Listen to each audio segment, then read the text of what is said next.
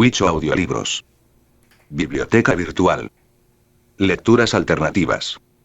Liberado de las tinieblas. Por el padre Pfau. Esta historia fue escrita para su publicación, con el permiso de los superiores eclesiásticos del padre Pfau. Por el reverendo padre Ralph Pfau y Alirsberg. Desperté en un cuarto donde no había más mobiliario que una silla, una mesa y un catre en el que estaba acostado. ¿Quiere usted desayunar, padre? Parpadeé. Parado frente a mí, con una bandeja en la mano estaba un hermano. ¿Dónde estoy? Pregunté. ¿Está usted en el sanatorio Alexian Brothers de Oshkosh, Wisconsin? ¿Cómo llegué aquí? Manejando su automóvil. ¿Qué día es hoy? Viernes. Había yo salido de Indianápolis el martes. El hermano dejó la bandeja y se marchó, cerrando la puerta sin echarle llave a la cerradura. ¿Qué había pasado? ¿Dónde había estado? Me dirigía al oeste. ¿Cómo había llegado hasta aquí? Recuerdo una carta del obispo en la que me cesaba de mi cargo de párroco de la iglesia de Santa Ana y me ordenaba ir al sanatorio de Oshkosh. Recuerdo una sesión de copas con un amigo en la casa de la parroquia. Recuerdo haber abordado mi automóvil para dirigirme a Indianápolis y haber bebido en el camino. Solamente que yo iba con un rumbo a la costa oeste. Nunca llegaría a conocer la historia completa de mi extraña odisea. Una parte de ella me la relató un sobrino mío que estaba estacionado en una base del ejército Milwaukee. Parece que le telefoneé desde Chicago, diciéndole que estaría en Milwaukee el día siguiente. Y la siguiente noche cenamos y tomamos unas copas juntos. Me dijo que se había dado cuenta de que yo había estado bebiendo, pero no de que yo estaba en estado inconsciente. Le había parecido perfectamente racional en todos mis actos. Yo solo le había dicho de mí que estaba viajando. El resto del viaje está en blanco para mí hasta la fecha. Acostado en el catre del sanatorio, trataba de recordar qué había sido lo que me había hecho cambiar el rumbo de mi viaje a la costa oeste. No quería venir aquí, y no tengo intenciones de quedarme. Esta soledad me oprime. Tengo que marcharme de aquí. Desde luego que, legalmente, no podemos retenerlo, me dijo. Usted está en libertad para irse. Naturalmente, ello causaría su suspensión. Si me quedo tal vez no pueda salir nunca. Si me marcho me suspenderán. ¿Puedo decir misa? No, no puede. El reglamento del sanatorio dispone que no puede hacerlo, hasta que nuestro obispo le conceda el permiso. ¿Se me permitirá salir? Pregunté con enfado. Con un permiso, me dijo, puede usted ir a la ciudad una vez al mes, si uno de los hermanos lo acompaña. ¿Y mi automóvil? No le está permitido usarlo. Su obispo ha dado órdenes de que no vuelva usted a manejar su automóvil sin su permiso. Podemos encargarnos de venderlo, me dijo, o si lo prefiere, puede designar a otra persona para que lo haga. El resto del día todavía está en blanco para mí, pero recuerdo la noche. Ya avanzada esta, la mente se me despejó bastante. Estaba profundamente resentido y dirigía casi todo mi resentimiento al obispo de Indianápolis. Es él quien ha ocasionado todo. Él me mandó aquí. Me retendrá aquí. No me deja celebrar misa. No me deja manejar mi automóvil. Me tiene prisionero. He perdido mi parroquia, mis amigos, mi libertad, el respeto a mí mismo. Y el obispo tiene la culpa de todo. Recorría la habitación. Me sentaba. Me acostaba. Miraba por la ventana oscurecido. Fumaba y me encolerizaba. Me preocupaba y, gradualmente, a medida que avanzaba la noche, del resentimiento pasaba yo a compadecerme de mí mismo. Yo tengo la culpa. Sabía que no merecía ser sacerdote cuando era seminarista. Y lo he demostrado 1000 veces desde entonces. Culpaba a todas las cosas del mundo, a todos menos al alcohol, de mis dificultades, dirigiendo mis resentimientos a mí mismo en último análisis. Al amanecer, había llegado a la conclusión de que nadie podría sacarme del atolladero en que me había metido. Ya avanzada la mañana, vino a verme un doctor. Una vez más hice el triste y largo relato de mi aventura. Todo lo que tenía que hacer era decir en voz alta lo que había estado repitiendo unas horas antes. Parecía que cuanto más hablaba más me iba alejando de la realidad. Ese no soy yo. Ese es otro Ralph Pfau. Es él, sí, él, no yo, el que necesita ayuda. Me compadezco de él. Lo ha perdido todo. Quisiera ayudarlo. Seguí diciendo una cosa y pensando otra. Las palabras eran automáticas y salían de la boca de un extraño. Los pensamientos eran de mi yo verdadero. Cuando llegué al final de mi relato, me dijo el doctor. Padre, había 12 botellas llenas de licor en su maleta. ¿Bebe usted mucho? 12 botellas llenas. Este otro Ralph Faw salió de Indianápolis con 12 botellas. ¿Cuántas tuvo que comprar para reponer las que se tomó? No mucho, no, respondí. Yo estoy diciendo la verdad. Es el otro Ralph Faw quien hace el consumo. ¿Ha bebido con exceso alguna vez en su vida, padre? No, doctor, nunca. Era el otro quien esperaba toda la mañana con ansiedad a que dieran las 12 del día para tomarse la primera copa. Otro el que salió con destino a la costa oeste, llevando una caja de whisky en su maleta. Otro el que había bebido tentó en el camino que no se acordaba de lo que había hecho. Estaba aislado de todo. No tenía nada que ver con este hombre que me estaba interrogando. Padre, me dijo el doctor, creo que usted es un esquizofrénico. Ah, ¿sí? Nunca había oído esa palabra, y no quería saber lo que significaba. Vamos a probar con tratamiento de shocks. Magnífico, doctor, le contesté. Al día siguiente, me llevaron a otro hospital. Al Winnebago State Hospital para enfermos mentales. Después de ser admitido, un enfermero corpulento me dio una prenda de vestir uniforme y me dijo: quítese la ropa, padre, y póngase esto. Regreso por usted enseguida. Al rato regresó y me llevó a otra pieza. Esta era pequeña, como de 3 por 4 metros, y parecía más pequeña aún, por todo aquel equipo y gente que ahí se encontraba. Había una mesa de operaciones, pero más ancha y sólida. Al alcance de la mano había 2 aditamentos que parecían pequeños audífonos. Un médico estaba a la cabecera de la mesa con una enfermera a su lado. De cada lado estaban 2 individuos de lo más grande y forzudo que he visto. Yo estaba petrificado.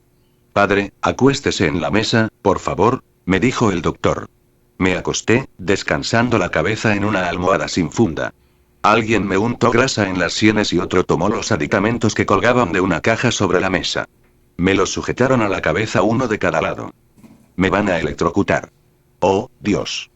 Sácame de aquí. Traté de incorporarme, pero no podía moverme. Cada uno de los forzudos ayudantes sujetaba uno de mis brazos. Traté de mover los pies, pero tampoco pude. Un enfermero recargaba todo su peso sobre ellos. Lleno de terror, miré a los ojos de la enfermera. Traté de decirle algo, pero las palabras se me trababan en la garganta. Se me acercaba algo grande, blanco y ancho que me aproximaba cada vez más a la cara. Traté de evadirlo sin lograrlo, porque no me podía mover. Abra la boca, me dijo la enfermera con voz cortante, a la vez que me sofocaba con aquella cosa blanca. Ahora muerda. Apreté los dientes. Me sentí envuelto en un relámpago blanco que parecía consumirme por dentro y por fuera, de la cabeza a los pies. Eso fue lo último que supe. ¿Cómo se siente, padre? Me preguntó la enfermera. Creo que bien. Solamente que no recuerdo nada. Ya recordará. Me aseguró. En los siguientes días, gradualmente comencé a recordar casi todo, menos el tratamiento de shocks y los hechos inmediatos anteriores a este. Durante meses no pude recordar esos detalles. Después de 3 semanas aproximadamente, cuando cesaron los tratamientos, se me concedió permiso para decir misa. Pero tardaron varias semanas antes de que se me calmaran los nervios, lo suficiente para poder ver la vida en una forma objetiva. Entonces me di cuenta de que había estado a punto de perder por completo la memoria. Este había sido mi 4.º colapso nervioso. El resto de la primavera, el verano y parte del otoño de 1943, llevé en el sanatorio una vida reposada y tranquila. En octubre me dieron de alta y recibí la orden del obispo de presentarme en Indianápolis. Tan pronto como llegué me fui directo a verlo a la oficina de la Cancillería. ¿Cómo está, Ralph? Me preguntó el obispo amablemente. Muy bien, le contesté, suspiró. Me preguntó cuánto tiempo duraría así. Bueno, voy a darle otra oportunidad. Puede ir a la parroquia de Santa Juana de Arco y vivir allí una temporada. Francamente, creo que usted no tiene remedio. No fue sino hasta años después, que me di cuenta de que el obispo estaba tratando de impulsarme a actuar de una manera positiva. Pero, todo el tiempo, sin remedio. No pude vencer. ¿De qué sirve tratar de hacerlo? Así fue que fracasé. Una semana después volví a tener una laguna mental por beber. Por primera vez, pensando conscientemente, empecé a considerar que tal vez el alcohol era mi problema primordial. Sabía que tenía otros problemas y sentía que los tenía, que eran importantes. Sin embargo, entonces comencé a pensar que primero debería resolver el problema del alcohol. Me esforcé en cumplir mis obligaciones en la parroquia. Deseaba una copa, pero no me atrevía a tomarla. Si me tomo una copa ahora puedo volver a tener una laguna mental. Pero necesito tomarme una copa. ¿Cuánto tiempo puedo seguir así? Una noche, no pude dormir. Al fin me levanté y desde la ventana contemplé la ciudad dormida. Estando así sonó el teléfono de la rectoría. Eran las 2 de la madrugada. Mi marido se está muriendo, padre. ¿Puede usted venir enseguida? Mi hijo pasará por usted en unos minutos. Regresé a mi cuarto. Me vestí, tomé los santos óleos y me fui a la puerta. En el momento que la cerraba, llegó un automóvil. Un joven me abrió la portezuela, entré y partimos. ¿Qué pasó? Pregunté. Mi papá, me temo que cayó muerto. El doctor está en camino. Al bajarnos del automóvil otro se detuvo detrás. El muchacho me acompañó a la puerta de la casa. Pase usted, padre. Yo espero al doctor. Cuando entré a la recámara me encontré con una mujer que lloraba. Su marido, completamente vestido, yacía en el suelo. Pensé que estaba muerto. Con su permiso, padre. Detrás de mí, el doctor ya había abierto su maletín y estaba preparando una inyección. Le tomó el pulso al hombre, desarrolló la manga, desinfectó con alcohol y metió la jeringa en brazo. Por espacio de 1 minuto no pasó nada. De repente, con gran sorpresa mía, el hombre se sentó y nos miró. Tal como lo pensé. Padre, dijo el doctor. Ha ingerido demasiado alcohol y barbitúricos, pero se pondrá bien. Yo creí que estaba muerto, comenté. Se morirá, si no cambia sus hábitos. Sin una palabra, el hombre se levantó, se fue hacia la cama y se empezó a desvestir. Su esposa, toda temblorosa, nos dio las gracias a los dos y el doctor se fue. La cabeza me daba vueltas. No escuchaba a la mujer, a pesar de lo que había visto, quería una copa. Disculpe que lo hayamos molestado a estas horas, padre. Le estamos muy agradecidos por haber venido. Seguí a la mujer. Al pasar por la sala, me fijé en un libro que estaba en la repisa de la chimenea. Lo tomé y lo hojeé. ¿Me lo presta? Con mucho gusto. El título del libro era Alcohólicos Anónimos. Nunca había oído hablar de Alcohólicos Anónimos, no sabía que existiera esa asociación. Me intrigó este libro que explicaba sus principios, propósitos y el significado de sus pasos para lograr la sobriedad. Terminé de leerlos antes del amanecer. Al día siguiente volví a leer el libro y casi inconscientemente aprendí de memoria los 12 pasos. 1. Admitimos nuestra impotencia contra el alcohol y que nuestras vidas habían llegado a ser indispensables. 2. Llegamos al convencimiento de que solo un poder superior a nosotros podía devolvernos el buen juicio. 3. Decidimos poner nuestra vida y nuestra voluntad al cuidado de Dios, tal como cada quien lo concibe. 4. Sin ningún temor, hicimos un inventario moral completo de nosotros mismos. 5. Admitimos humildemente ante Dios, ante nosotros mismos y ante otro ser humano, la naturaleza de nuestras faltas. 6. Estuvimos dispuestos a dejar que Dios eliminase todos nuestros defectos de carácter. 7. Humildemente suplicamos a Dios que nos librase de nuestros defectos. 8. Hicimos una lista de todas aquellas personas con las que obramos mal y nos dispusimos a enmendar el daño que les causamos. 9. Reparamos, hasta donde humanamente nos fue posible, el daño que causamos a esas personas, salvo en aquellos casos en que al hacerlo hubiéramos perjudicado, bien a ellas mismas o a otras. 10. Proseguimos con nuestro inventario moral, admitiendo sincera y espontáneamente nuestras faltas, al irlas reconociendo. 11. Procuramos, a través de la oración y la meditación, mejorar nuestro contacto consciente con Dios. Tal como lo concebimos, pidiéndole que nos ilumine a fin de poder cumplir con su voluntad. 12. Habiendo experimentado un despertar espiritual como resultado de estos pasos, tratamos de llevar este mensaje a otros alcohólicos y practican estos principios en todos nuestros actos. Es algo que puede aplicarse a cualquier persona sin importar cuál sea su religión. Creo que ha de ayudar a mucha gente, especialmente a aquella que se ha alejado de Dios. Es un buen programa de alcohólicos. Pero yo no soy alcohólico. Yo soy sacerdote. No me he olvidado de Dios. Este programa no es para mí. Pero no podía soltar aquel libro. Día tras día, tomaba el libro y lo releía. Al cabo de 3 o 4 semanas, me lo sabía de principio a fin. Y durante ese lapso no tomé ni una sola copa. Una noche, varias semanas después de haber leído el libro, por primera vez me fijé en unos folletos que estaban sobre la mesa de la rectoría. Uno llevaba las palabras Alcohólicos Anónimos. Le pregunté al párroco quién los había traído. Dirty Sherin, dijo. Es una gran persona. Creo que es el presidente de AA aquí en Indianápolis. Leí los folletos. Relataban historias de desesperación y desesperanza, de terror y derrota y, de pronto, tomé una decisión. Investigué el número telefónico de Dirty Sherin y le llamé. 15 minutos más tarde estaba en la rectoría. Me simpatizó a primera vista. Su cara, un tanto cuadrada, denotaba energía, carácter y don de mando, y sentía un impulso de ponerme en sus manos y dejar que me guiara. Este hombre va a ayudarme. ¿De qué se trata, padre? Pues entiendo que usted es el presidente de los Alcohólicos Anónimos en esta ciudad. No, lo soy. Nosotros no tenemos presidentes. Alcohólicos Anónimos es solo un grupo de individuos que afrontan el mismo problema. Hace poco que formamos el grupo en Indianápolis y se da la casualidad de que yo fui el primer miembro. Ya veo, dije. Tal vez usted pueda ayudarme. Tengo algunos problemas personales. Desde luego que mi problema no es en realidad el alcoholismo. Nunca he bebido demasiado. No soy alcohólico. Ni por un momento dejé de sonreír. Sé lo que quiere decir usted, padre, me dijo amablemente. Lo único que puede hacer es pasarle unas cuantas ideas, después, usted tal vez se pueda ayudar. En AA no enseñamos nada, no damos cátedra, ni decimos a nadie si es o no un alcohólico. Únicamente sugerencias.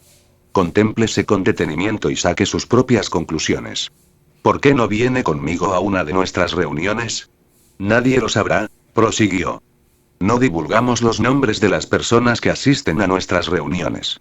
Podemos romper nuestro propio anonimato, pero respetamos el de los demás, así que si usted asiste a nuestras reuniones, nadie se enterará, a menos que usted lo divulgue.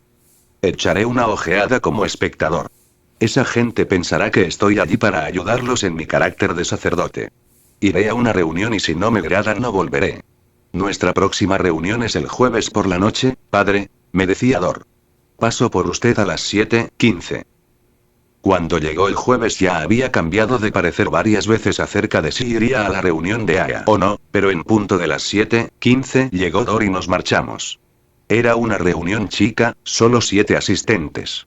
Ninguno de ellos parecía que tuviera dificultades económicas, no parecían borrachos y ni siquiera ex-borrachos.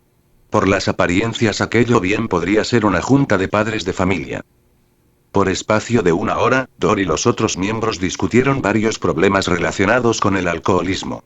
Me di cuenta de que cada uno, antes de empezar su plática, dijo: soy alcohólico, y me preguntaba si algún día podría hacer lo mismo, siempre que realmente fuera alcohólico. Estaba muy lejos de poder llegar a admitirlo. Pero me sentí mejor que en las semanas anteriores. Al regreso a la rectoría, Dor me preguntó qué me había parecido la reunión. Muy bien, le respondí, con verdadero entusiasmo. Bueno, me dijo Dor, siga asistiendo a las reuniones. Algún día podrá entenderlo todo. Pero, más tarde, ya acostado, el desconsuelo me invadió. Esto de AA está muy bien para logos. Los acerca a Dios y eso les ayuda a alejarse de la bebida. Pero yo siempre he estado consciente de la presencia de Dios y no me ha bastado para no beber. Hablaron de honradez. De honradez con ellos mismos y con los demás. Yo sé lo que es la honradez. Es una de las virtudes que todo sacerdote tiene que practicar. Así es, aquí hay dos cosas. Conciencia de la existencia de Dios y honradez, y que yo tengo, pero ninguna de las cuales me ha servido para dejar de beber. Así que, ¿de qué puede servir Alcohólicos Anónimos? Día tras día desempeñaba maquinalmente mis obligaciones en la parroquia. No bebía, pero nunca estaba libre del deseo de hacerlo. Dor me llamaba todos los días. Solo me preguntaba: ¿cómo se siente, padre? Y creo que casi lo único que le contestaba yo era: creo que bien. Pero al cabo de unos días, empecé a esperar con interés que me llamara y nuestra conversación se hizo más extensa. Mis nervios se calmaban oigo, después de haber hablado con él, pero al rato se volvían a alterar. Pasaron semanas y meses y yo seguía asistiendo a las reuniones de Alcohólicos Anónimos, principalmente, por Dor. Nunca me preguntaba si quería yo ir, él asumía que sí y pasaba por mí. En general, los otros pares de la rectoría aprobaban mi interés en AA, pero me conocían y sabían mi problema. Cuando mencionaba a los sacerdotes que no eran de la parroquia, casi siempre encontraba oposición. Ningún sacerdote debe ingresar a esa clase de agrupaciones. Me dijo uno un día. Usted debe obtener de su iglesia lo que necesita. Expresaba lo que pensaba la mayoría. Me preguntaba si sería correcto lo que yo estaba haciendo. ¿Podría yo obtener de mi iglesia la fortaleza necesaria para dejar de beber?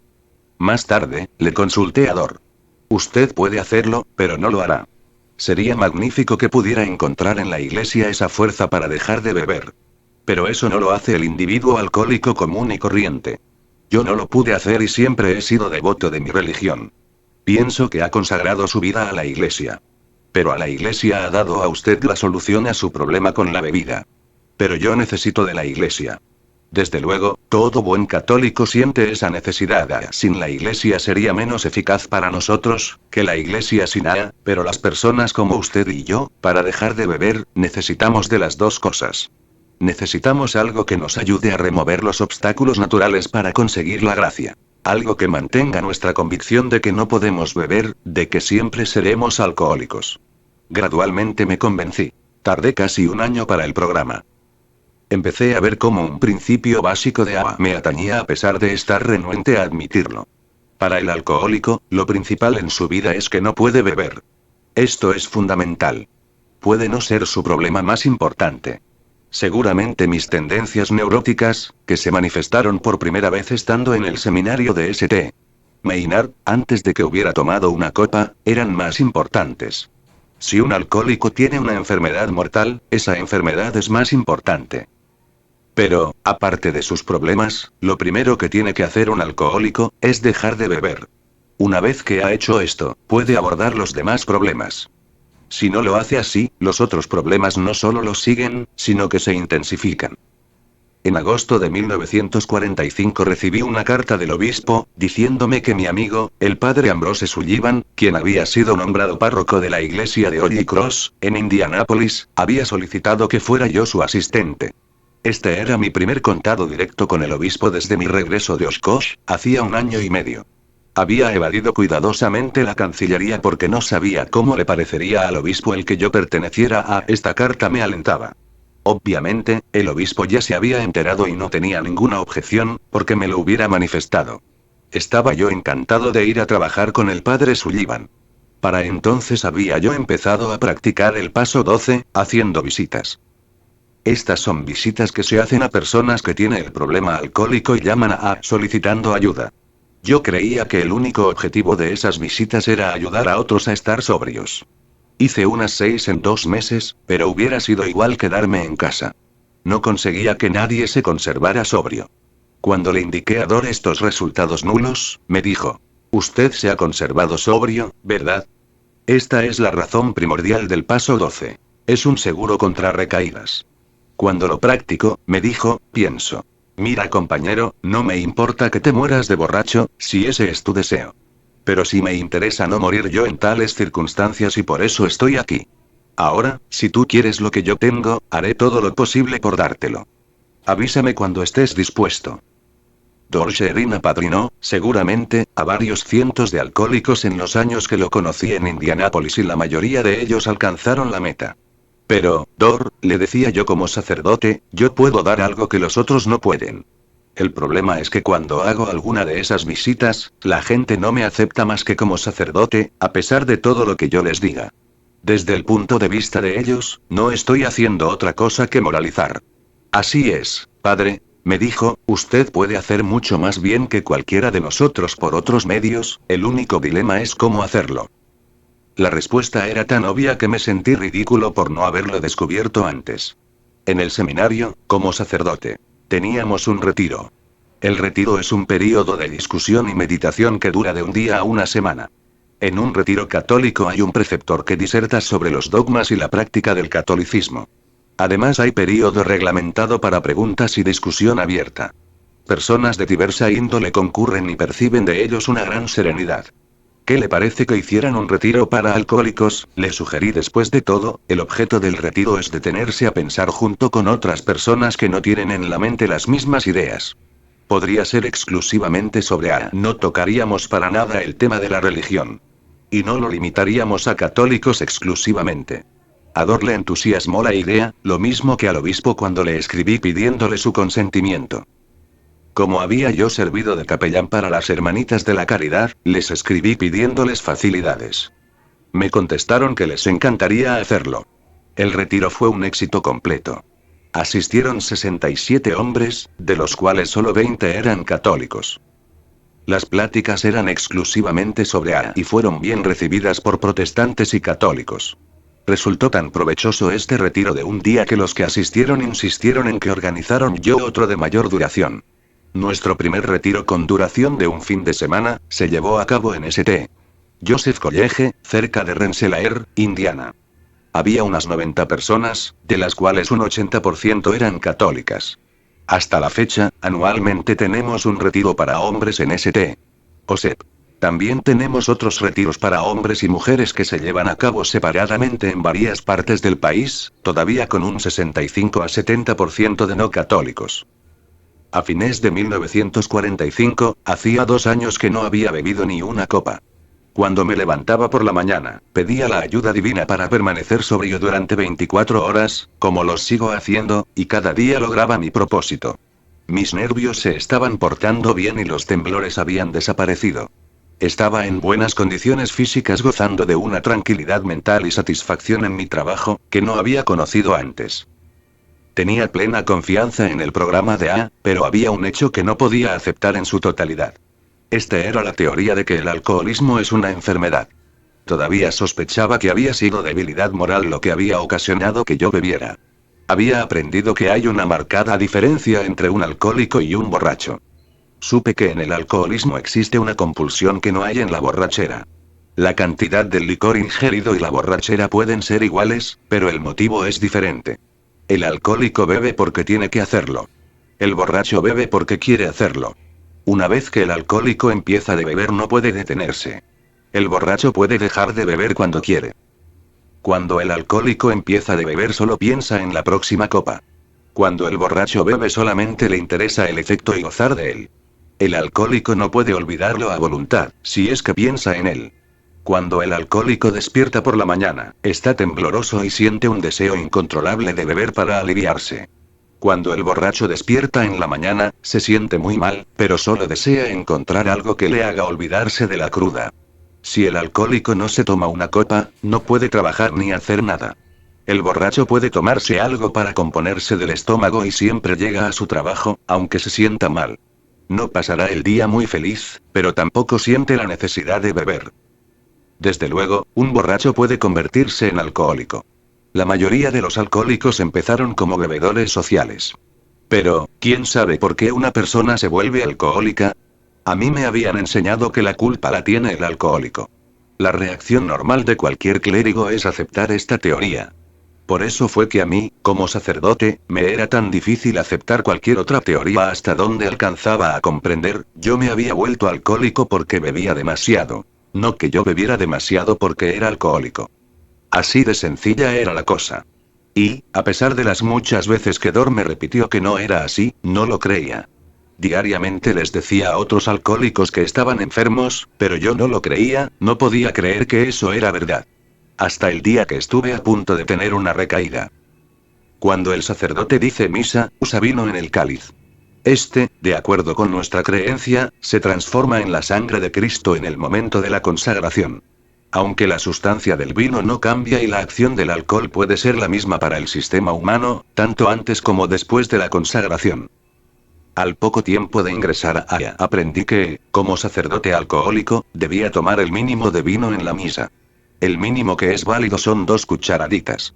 Desde el punto de vista médico, al alcohólico le causa una perturbación ingerir la cantidad que sea suficiente para penetrar en su sistema circulatorio o llegar a las células de su cerebro.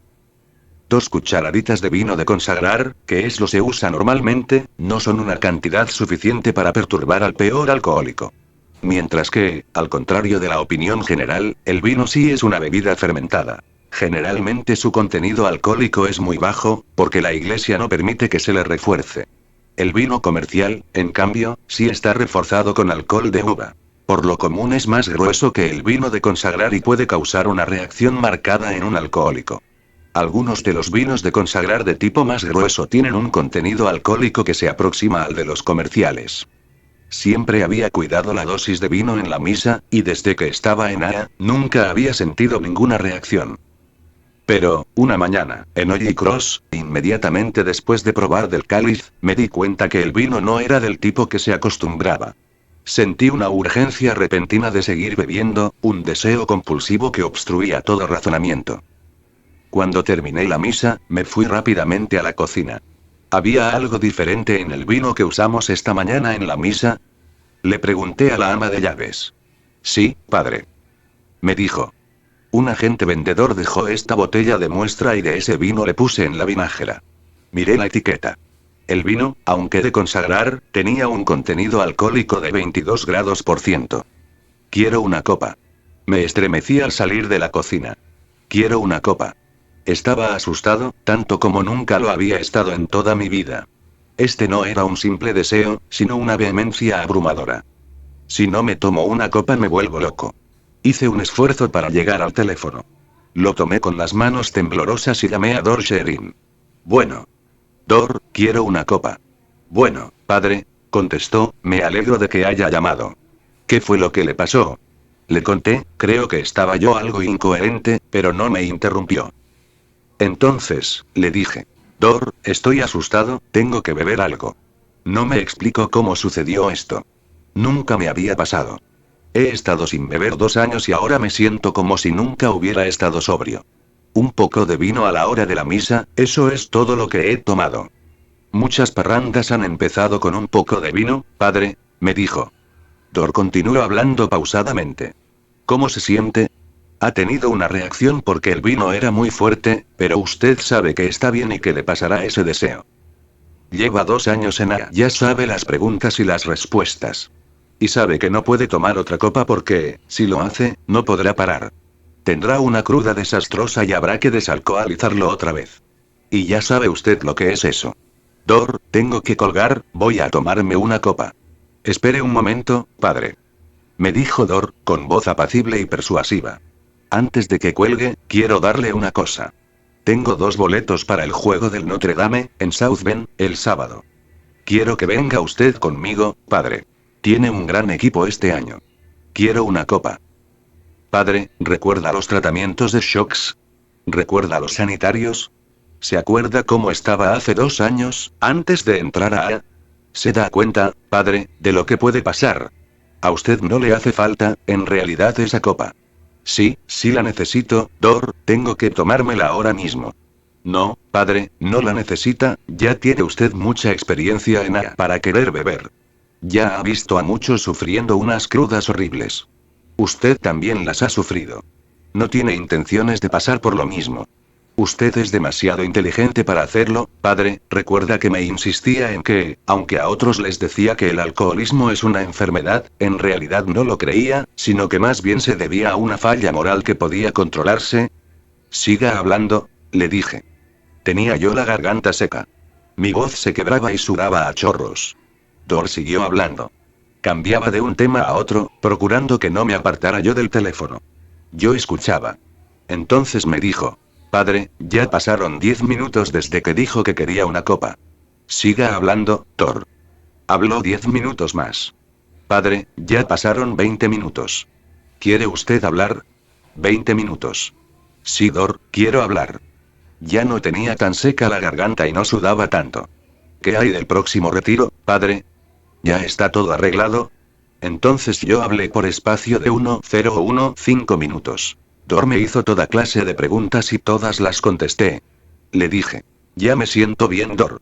¿Ya no quiere beber? No, Dor, ya no. Bueno, padre, llámeme si me necesita. Colgamos.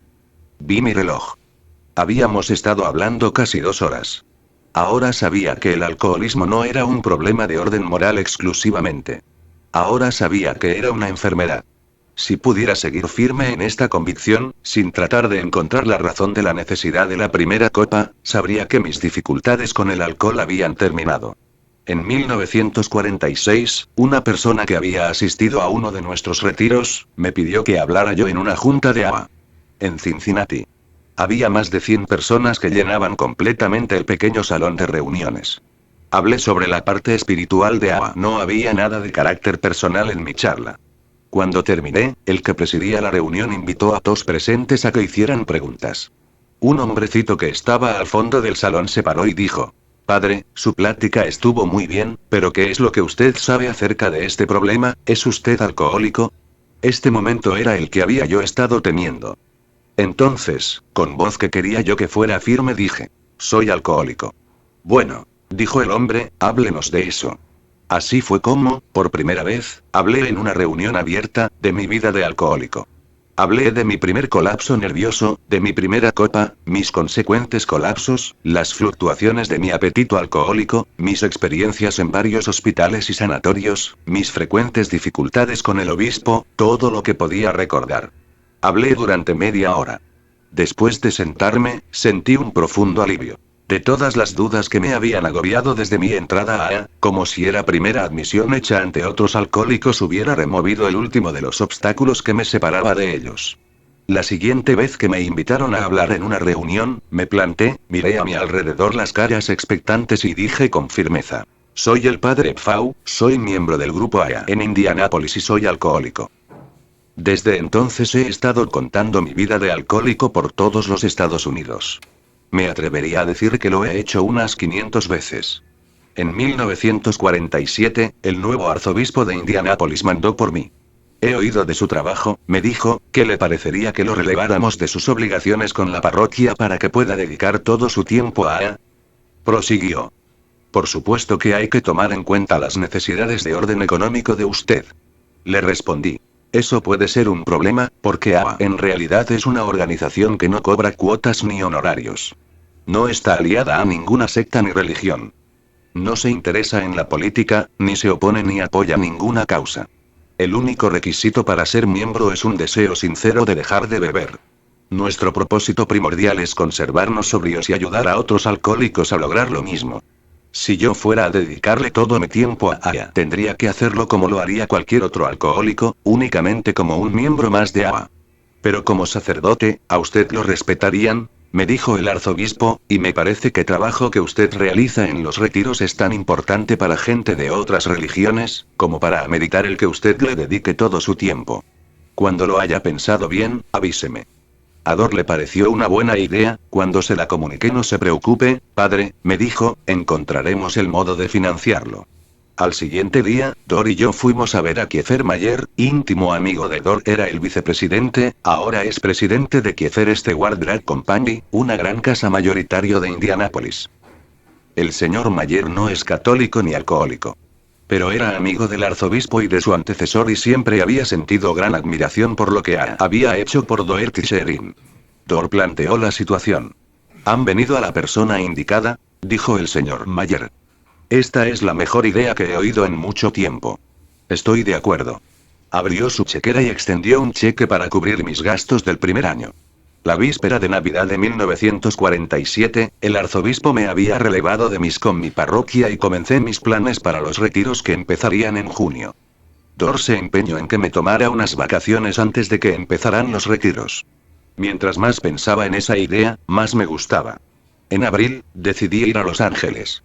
La noche anterior a mi viaje, Dor me dio un directorio de AA. Este libro tiene una relación de los grupos existentes en el país. Lo guardé en mi maleta. Cuando salí de Indianápolis, era un bello día de primavera, pero cuando llegué a Texarkana el día siguiente, había un calor pegajoso. En camino a Fort Worth el calor aumentaba.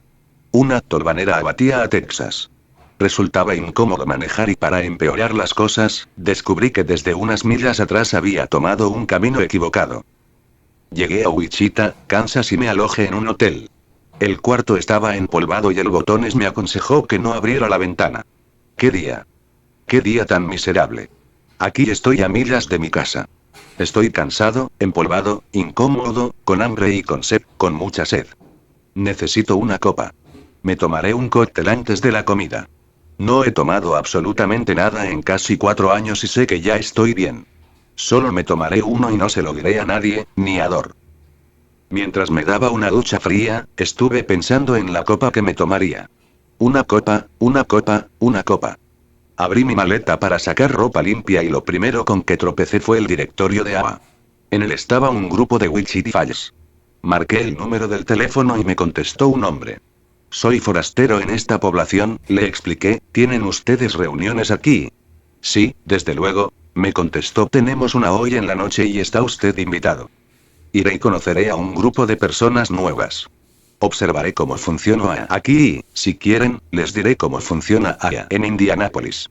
Me había olvidado por completo de la copa. Fue mi última casi recaída. Desde ese día hasta hoy no he vuelto a sentir el deseo de tomar una copa. En una de mis giras en 1948-49, dando pláticas, visité California, Arizona, Nuevo México, Texas, Louisiana, Carolina del Norte y del Sur, Florida, Alabama, Mississippi y Tennessee. Organicé mis viajes procurando no ser gravoso a ninguno de los grupos. No hay cuotas en AA. No he aceptado honorarios nunca. Cada grupo ha contribuido, de acuerdo a sus posibilidades, a cubrir mis gastos indispensables. Nunca se fija un mínimo. Por 2 años acepté la ayuda del señor Mayer. Después he podido arreglármelas, aunque varias veces he regresado a Indianápolis sin un centavo. En mis viajes he hecho muchas amistades. También ha habido aventuras. Algunas divertidas, otras tristes y muchas muy satisfactorias. Una noche, en Los Ángeles, llamé al número de teléfono del grupo de allí que estaba en el directorio. La persona que me contestó me invitó al club. No me identifiqué como sacerdote. Cuando llegué, el individuo me recibió con una frialdad glacial. Soy un organista, me dijo. Los organistas somos originarios de Irlanda del Norte y contrarios a los católicos. No importe, le dije, también es usted miembro de AA, ¿no es así? Bueno, pues yo también lo soy. ¿Quiere usted decir que es alcohólico? Soy alcohólico. Esa noche en la reunión, se paró y dijo, si mis familiares en Irlanda se enteraran de lo que voy a hacer, me señalarían para siempre, pero eso no me preocupa. Creo que esto es algo de lo maravilloso de AA. En lo que respecta a su programa, las religiones no importan. No somos católicos, ni judíos, ni protestantes. Solamente somos alcohólicos. Así es que, un organista les presenta con mucho gusto a un sacerdote católico que va a dirigirnos la palabra. Mientras mi trabajo consumía la mayor parte de mis energías, no resolvía un viejo problema. Por años tuve dudas de la validez de mi ordenamiento como sacerdote. Nunca había consultado a nadie. No me atrevía a solicitar una opinión autorizada por temor a que mi ordenamiento resultara nulo. Un día le mencioné el asunto a Dor. Siempre lo he dudado, le dije. En primer lugar, no estoy muy seguro de que quería profesar. Y en segundo, estaba bajo una presión muy grande cuando recibe el diaconato. No creo que nadie pueda recibir órdenes mayores estando bajo una presión. Bueno, nada haremos sentados aquí, me dijo Dor. Vamos a buscar una opinión autorizada. ¿Quién puede dárnosla? El padre Joseph P. Donovan, en St. Louis, seguramente, le dije. Es uno de los más destacados canónigos en este país. Un canónigo es un sacerdote versado en los cánones de la Iglesia. Una especie de abogado eclesiástico. Cuando Dor y yo fuimos a ver al padre Donovan, le conté la historia de las dudas y temores que sentí cuando se me confirmó el diaconato. En realidad, hay 2 cosas que me preocupan, le dije al padre Donovan, si esas presiones invalidaran mi diaconización y, si es así, invalidarán también mi sacerdocio. ¿Estuvo bajo presión y sintió ansiedad antes de su ordenamiento al sacerdocio, o solamente antes de la diaconización? Me preguntó el padre Donovan. Solo antes de la diaconización. No tiene por qué preocuparse, padre, dijo sonriente. Aunque la diaconización no hubiera sido válida, el ordenamiento al sacerdocio sí lo fue, esta es la ley de la Iglesia. Está usted perfectamente bien. Puede ser que nunca llegue a estar seguro de que quería ser sacerdote, pero ahora puedo estar seguro de que Dios quiso que lo fuera. Fijé mi residencia en el convento Good Shepherd de Indianápolis el año de 1950. Nunca soñaron las hermanitas lo que traerían los años venideros. Hoy hay en el convento la actividad de una colmena, escribir a máquina, imprimir, archivar y contestar llamadas telefónicas, son parte de la rutina diaria de las monjas magdalenas. Desempeñan su trabajo en una oficina grande y en la sala de la imprenta. Mi habitación me sirve como oficina privada durante el día y como alcoba por la noche. 2 líneas de teléfonos privados llegan hasta mi cuarto. Y ambas pueden conectarse a las oficinas de las monjas. Llegan llamadas de todas partes del mundo y a cualquier hora del día o de la noche, de alcohólicos y de amigos. Algunos de los que llaman están sobrios, algunos están tratando de estarlo y otros no lo están. Hace unos cuantos años, una dama que no estaba exactamente sobria me llamó desde París. Quería hablar, a $12 los 3 minutos. Tardó 3/4 de hora en decir lo que tenía en su mente. Cuando estoy fuera de Indianápolis, una monja, mi secretaria, contesta el teléfono. Está adquiriendo una educación posgraduada y su vocabulario ha aumentado en muchas palabras, buenas unas y otras no mucho. Por las noches conecta el aparato que contesta automáticamente el teléfono. Diariamente se recibe un promedio de 50 cartas. Cada año es más grande el tiempo que hay que trabajar en la oficina y gradualmente he tenido que disminuir mis giras. Hay algunas invitaciones de grupos que no puedo aceptar por falta de tiempo. Pienso continuar mis retiros mientras tenga la capacidad física para hacerlo. Sin embargo, también quiero dedicarme más tiempo a atender a los míos en Indianápolis y sus alrededores. Doherty Sherin murió en 1953. Pienso en él muy a menudo y he dicho por él muchas misas. Rara vez doy una conferencia en la que no mencione la deuda que tengo con él. He viajado cerca de 750.000 millas en 10 años de trabajar con alcohólicos. He hablado ante cerca de 200.000 alcohólicos en retiros, reuniones y conversaciones y he discutido personalmente acerca de sus problemas con 10.000 alcohólicos. Muchos me preguntan si Alcohólicos Anónimos es la única vía de recuperación abierta a los enfermos alcohólicos. Esto es lo que mi experiencia me ha enseñado. La interpretación que un grupo apto hace de los 12 pasos es, hoy en día, la mejor manera de proporcionar sobriedad al alcohólico. Sin embargo, la estructura actual de AA es muy imperfecta. Tiende mucho a la organización y esto, al tratar con entidades espirituales, podría resultar desastroso. Para mí, la seguridad más grande que tiene AA está en la conservación de su autonomía hasta en el último de sus miembros. La autoridad en AA sería fatal. Muchas personas me han preguntado cómo pueden darse cuenta si se volverán alcohólicas. Esta pregunta no es tan fácil de contestar, porque hay muchos factores de por medio. La persona que hoy bebe por placer, puede mañana volver a hacerlo. La persona que despierta de una cruda y no quiere ni ver el alcohol, puede dentro de pocos años despertar ansiando desesperadamente una copa. Pero también, la persona que hoy bebe por placer puede seguir bebiendo por placer el resto de su vida. Puede que despierte con una cruda diariamente y sin embargo, nunca será alcohólica, porque puede dejar de beber cuando lo desee y puede moderarse si así lo decide. Mi experiencia en el trato con alcohólicos, en circunstancias tanto pasajeras como íntimas, es que el único factor indiscutible es el elemento de incremento. Si una persona que ha estado bebiendo cada vez más y con mayor frecuencia, probablemente está encaminándose al alcoholismo. Por otro lado, si una persona se ha estado embriagando 3 veces a la semana hace 10, 5 o 3 años y todavía se embriaga 3 veces a la semana, lo más probable es que no es ni será alcohólico nunca. El que es alcohólico no puede disciplinarse a beber moderadamente. Por eso es que en A evitamos la primera copa.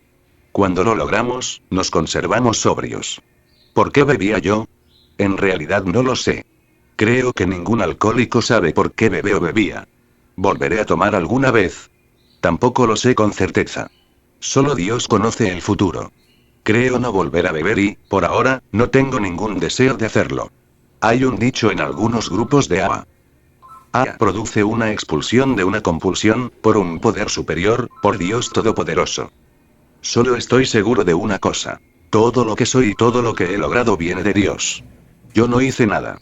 Dios lo hizo todo. Así también mi futuro está en sus manos. Hello. ¿Sí vos? Pues la verdad,